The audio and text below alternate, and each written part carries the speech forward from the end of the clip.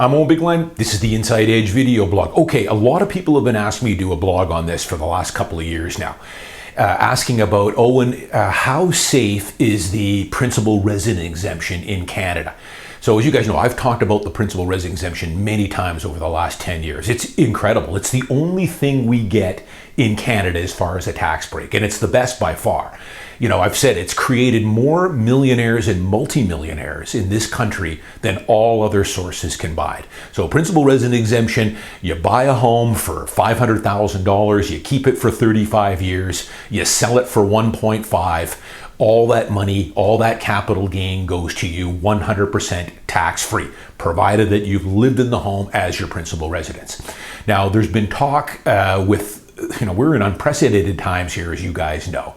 We have a socialist coalition government, which should be illegal, so that they could keep power. The Liberals and the NDP have joined forces here to form our first ever socialist government in Canada. Because up until then, as you guys know, we've had two parties here in Canada, basically federally. We've had the Conservatives, which are right of center, slightly right of center, or we've had the Liberals, which up until recently were just slightly left of center. They were nowhere near extreme left like they are now, socialists. So 9 years of socialism has started to take its toll, and I've got news for you guys. Unfortunately, the damage is still to come. We haven't even felt all the damage yet. My biggest fear, of course, which I know is going to happen, I'm pretty certain that the Conservatives 15 months from now, in October 2025, are going to form our new government, a majority government. But my fear is that once they open up the books here, our financial situation in Canada is going to be far worse than we ever imagined here. You know, 9 years of heavy deficits run by the socialist Liberals. We're now paying, you guys tell me, isn't it something like about $60 billion a year? Just $60 billion a year just to cover the debt, the interest payments on our national debt, which has skyrocketed since the Liberals took over. So a lot of people have been talking about, well, you know, there's trillions of dollars in Canada. The biggest cash hoard by far is sitting with homeowners in Canada in unrealized capital gains on their principal residence. Now, it's been under the table for the last few years that Justin Trudeau wants to get a piece of that money. It's the last thing they've got. They've taxed us to the hilt on everything they can. What's left? Well, what's left is the trillions of dollars that's sitting in Canadian homeowners' principal residence. And he wants a piece of it, make no bones about it. So he is, for the last few years, has been looking at ways to either remove the principal residence exemption or start tapping into some of that equity, taxing some of that equity.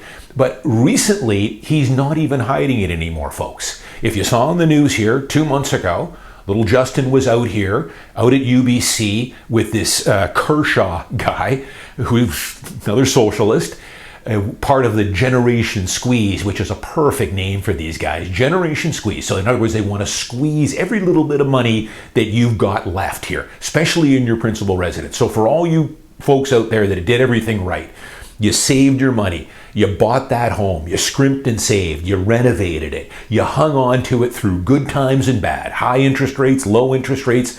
Now you've got $1 million sitting in there for all your hard work. They want some of that. The ones that didn't do what you did, made the sacrifices, we want a piece of your action now because you're not entitled to that capital gains, even though they have no clue about all the stuff you went through to buy, save, hold that home over the years. So they want to squeeze you out of some of that money. So back to the question, is the principal residence exemption in jeopardy?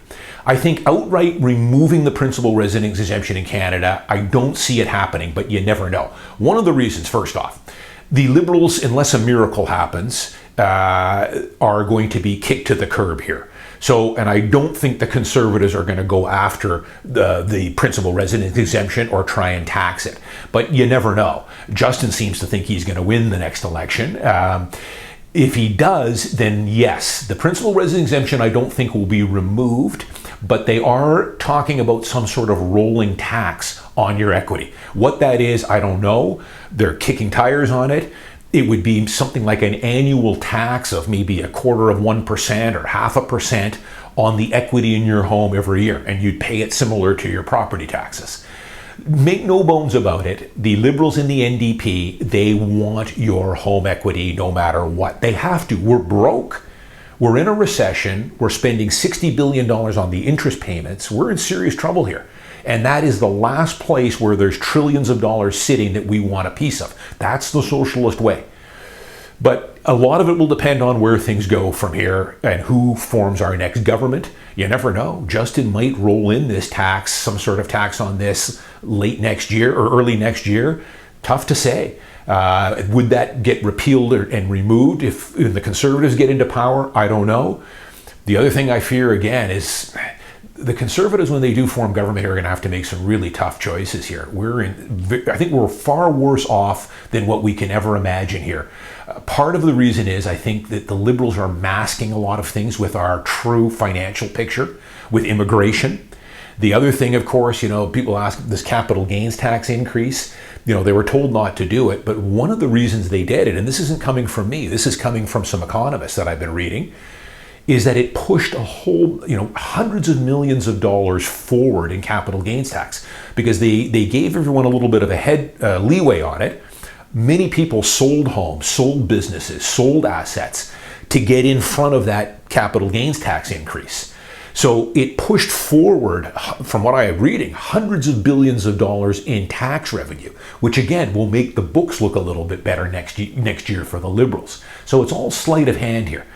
But tough to say. I don't have to worry about it. I sold a large detached home 6 years ago that I had a ton of capital gains in, beyond my wildest dreams. So I took advantage of the Principal Residence Exemption, sold, and my new home that I'm living in now, I've got capital gains on it, but a fraction of what I had.